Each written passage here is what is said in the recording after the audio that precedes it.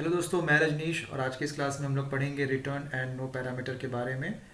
मेरे प्रीवियस दो वीडियो जो मैंने बनाया है, अपलोड किया है मेथड टॉपिक के ऊपर, उसमें मैंने no return and no parameter ये वाला चीज़ कवर कर लिया है, और नो रिटर्न एंड पैरामीटर इसको भी मैंने कवर कर लिया है। ठीक है, तो आप इसे पहले देख लीजिएगा। उसे देखने के बाद अगर आप इसे देखेंगे तो और भी डिटेल अच्छे से समझ में आएगा, और आप इसे एक ऑर्डर में देखिएगा, क्योंकि मैं ये ऑर्डर में बना रहा हूँ। और उसके बाद जब ये कंप्लीट हो जाएगा तो मैं इसके ऊपर प्रोग्राम्स कराऊंगा। ठीक है, वो प्रोग्राम करने के बाद ही आप लोगों को ये जो थ्योरी है वो समझ में आएगा एग्जैक्टली, और ज़्यादा से ज़्यादा प्रोग्राम आप लोगों को करना होगा। क्लियर? तो आज के इस topic return and no parameter को चलिए शुरू करते हैं। रिटर्न एंड नो पैरामीटर, इसका क्या मतलब हुआ? मतलब मेथड एक वैल्यू रिटर्न करेगा बट उसका कोई पैरामीटर नहीं होगा। अभी तक आप क्या पढ़ते थे कि मेथड कोई वैल्यू रिटर्न नहीं करेगा, और पैरामीटर एंड नो पैरामीटर दोनों को आपने समझा। क्लियर? तो इसको एग्जाम्पल के रूप में हम कैसे देखेंगे? पब्लिक वॉइड अब नहीं लिख सकते, अब हमें यहाँ पर कोई डेटा टाइप लिखना पड़ेगा। तो फिलहाल हमने यहाँ पे इंट ले रहे हैं, और मेथड का नाम मैं ले रहा हूँ ऐड नंबर। ओके, इसी को मैं यूज़ करूँगा। और पैरामीटर में नो पैरामीटर। क्लियर? मतलब हम इसके अंदर कोई वैल्यू पास नहीं कर सकते। ये क्या है? रिटर्न टाइप है। ये क्या है? एक्सेस स्पेसिफायर है, जो कुछ और भी हो सकता है, प्राइवेट प्रोटेक्टेड डिफॉल्ट। ये मेथड का नाम है, और ये पैरामीटर लिस्ट है जहाँ पर मैंने लिखा है कि हम कोई पैरामीटर नहीं लेंगे। कॉलिंग के वक्त हम कोई इंटीजर वैल्यू या कोई भी वैल्यू नहीं पास करेंगे। क्लियर? तो ये रिटर्न टाइप क्या है, क्यों हम इसे यूज़ करते हैं, इन चीज़ों को मैं इसमें कवर करूँगा। तो चलिए इसे हम लोग IDE में जाकर करते हैं। इस IDE का नाम है नेटबीन्स। तो देखिए, ये प्रीवियस वीडियो का ही एग्जांपल है। मैं यहाँ पर इसको हटा दे रहा हूँ, और क्लास का नाम मैं दे दे रहा हूँ return. Okay, return no para. तो ये बोल रहा है कि भाई नाम चेंज करो, रीनेम फाइल। यहाँ पर देखिए नाम चेंज हो गया।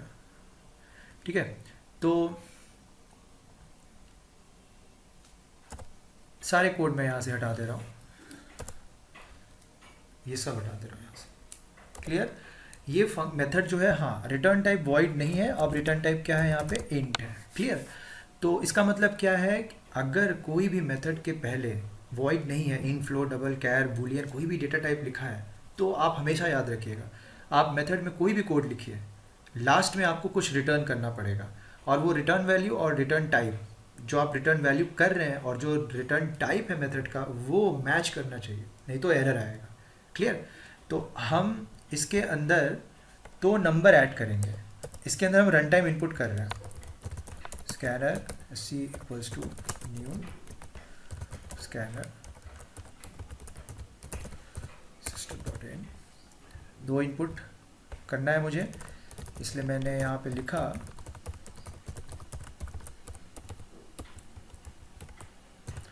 Enter two integers.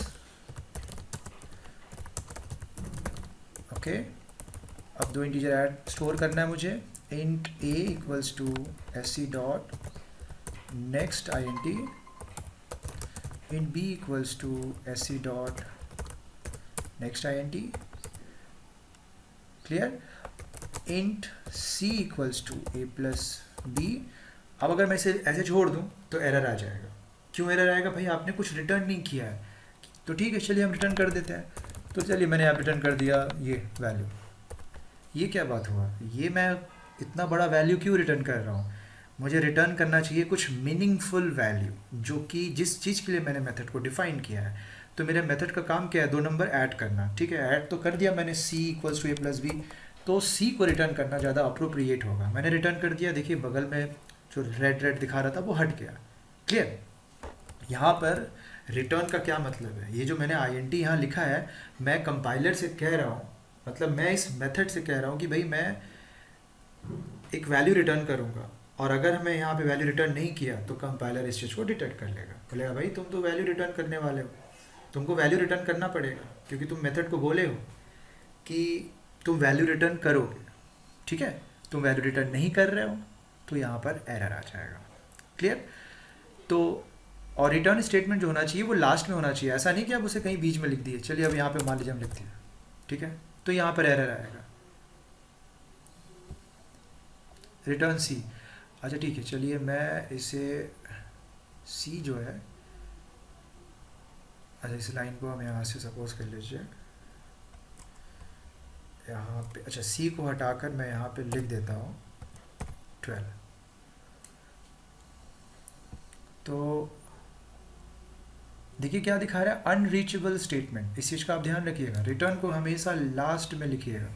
हाँ अगर आप इफ एल्स यूज़ कर रहे हैं तो अलग बात है, तो भी वो हमेशा लास्ट में ही रन करता है जब भी रन करता है, ठीक है। अब हम इसका ऑब्जेक्ट क्रिएट करेंगे। ऑब्जेक्ट क्रिएट करने के लिए हमें क्लास का नाम लिखना होता है, return no para O B equals to new return no para. Clear, मेरा ऑब्जेक्ट क्रिएट हो गया। अब इस ऑब्जेक्ट के हेल्प से हम मेथड को कॉल करेंगे। मेथड का नाम है ऐड नंबर, मैंने ऐड नंबर को कॉल कर दिया। अब चलिए मेरा काम हो गया, कॉलिंग वॉलिंग कोई भी एरर नहीं दिखा रहा है यहाँ पे। बट क्या ये प्रोग्राम अभी कंप्लीट है? गलत तो नहीं है? क्या ये कंप्लीट है? क्या मुझे आउटपुट मिलेगा? क्या जो सी के अंदर मैंने लिया है जो भी वैल्यू, वो वैल्यू क्या डिस्प्ले होगा? नहीं, वो डिस्प्ले नहीं होगा। तो क्या करें, उसे कैसे डिस्प्ले करें? अब ये चीज़ समझने का बात है, इसे आप ध्यान से समझिएगा। रिटर्न टाइप का क्या यूज़ होता है वो समझना बहुत ज़रूरी है। देखिए आपने इस मेथड के अंदर कोई काम किया है, काम क्या किया है? एडिशन का। एडिशन करने के बाद आपने उसे स्टोर कहाँ किया है? सी में। अब देखिए सी किस टाइप का वेरिएबल है? लोकल वेरिएबल है। तो क्या इस सी के वैल्यू को हम यहाँ पर डिस्प्ले कर सकते हैं? नहीं कर सकते, क्योंकि वो लोकल वेरिएबल है। मैंने बताया हुआ है ऑलरेडी आप लोगों को कि लोकल वेरिएबल जो होता है वो जिस मेथड में डिक्लेयर होता है उसी मेथड के अंदर एक्सेस हो सकता है। ये देखिए, can not find symbol, symbol variable C है, ठीक है। सी को वो समझ नहीं पा रहा है कंपाइलर कि भाई ये सी क्या है, कहाँ से आया ये सी, क्योंकि ये जो सी आपने डिक्लेयर किया है ये तो बस इसी के अंदर एक्सेस हो सकता है, मेन के अंदर एक्सेस नहीं हो सकता है। क्लियर, वो लोकल है तो लोकली एक्सेस होगा। तब हम क्या करें, हमें डिस्प्ले करना है, सी का रिजल्ट डिस्प्ले करना है। तो ठीक है, हम इसे यहाँ पर लिए, कॉपी किए और इसको यहाँ पर डिस्प्ले कर दिया सी को, मेरा काम हो गया। लेकिन फिर ये जो रिटर्न सी है ये वैल्यू कहाँ जाएगा? प्रोग्राम मेरा रन कर जाएगा और मेरा आउटपुट भी आएगा, लेकिन ये याद रखिएगा ये प्रोग्राम अप्रोप्रिएट नहीं है। कैसे नहीं है अप्रोप्रिएट? देखिए 12 मेरा आउटपुट क्या है? 24। मेरा काम हो गया, मुझे एडिशन करना था, मैंने काम कर दिया, मेरा प्रोग्राम में कोई गलती नहीं है, मेरा आउटपुट भी आ गया जो आउटपुट आना चाहिए। बट अगर मान लीजिए आपका बॉस आता है और आपसे कहता है कि नहीं नहीं नहीं नहीं, यहाँ पर डिस्प्ले नहीं करना है, अब तुम यहाँ पर डिस्प्ले नहीं कर सकते। लो भाई, एक प्रॉब्लम अराइज हो गया। अब मैं यहाँ पे अगर डिस्प्ले नहीं कर सकता तो इसे मैं कैसे डिस्प्ले करूँगा? तो वो बोला कि आप मेन में डिस्प्ले करो, जहाँ पे कॉल कर रहे हो वहीं पे डिस्प्ले करो। तो अब ये काम हो सकता है। कैसे हो सकता है? देखिए, रिटर्न सी, इसका क्या है? रिटर्न टाइप इंटीजर, रिटर्न सी। तो जब वैल्यू रिटर्न करते हैं तो ये जहाँ पर मेथड कॉल हुआ है, ऐड नंबर कहाँ पे कॉल हुआ वो देखिए, वो कॉल हुआ है लाइन नंबर 19 में। तो जो रिटर्न सी मैंने किया ना वो आकर इस मेथड में स्टोर हो जाएगा। तो आपको क्या करना है, या तो इसको आप डायरेक्ट डिस्प्ले कर दीजिए system dot out dot println के अंदर लाइक दिस। ये लीजिए, यहाँ पर मैंने इसको, अब मैं इसे रन कराऊंगा, अभी भी मेरा वही सेम आउटपुट आएगा, लेकिन ये अप्रोप्रिएट हो गया। सॉरी, यहाँ पर 24 मेरा आउटपुट यहाँ पर आ रहा है। क्लियर? तो इस चीज़ को लेकर आप कंफ्यूज मत होइएगा कि प्रिंट एलन के अंदर मैंने इसे कैसे कॉल कर दिया। अब ये शॉर्टकट तरीका है, हम लोग अब इसे थोड़ा लॉन्ग कट तरीके से करेंगे। मैंने ले लिया int sum इक्वल्स टू, और अब हम यहाँ पर सम को डिस्प्ले कर रहे हैं। क्लियर? हम सम का स्क्वायर भी कर सकते हैं, हम सम को फर्दर यूज़ भी कर सकते हैं। चलिए इसे रन कराते हैं। रन जब मैं बोल रहा हूँ इसका मतलब पहले कंपाइल हो रहा है और फिर रन हो रहा है। 23 मेरा आउटपुट क्या आया? 35। तो यहाँ पर मैंने जो जो चीज़ें कवर करनी थी मैंने सारी चीज़ें कवर कर दी हैं। इस चीज़ का आप ध्यान रखिएगा, जब भी हम लोग कोई भी मेथड जब कोई वैल्यू रिटर्न करता है तो उसका काफ़ी एडवांटेजेस होता है। क्या होता है कि इस मेथड को हम जहाँ पे भी कॉल करेंगे वहाँ पर ये सम चला जाएगा। क्लियर?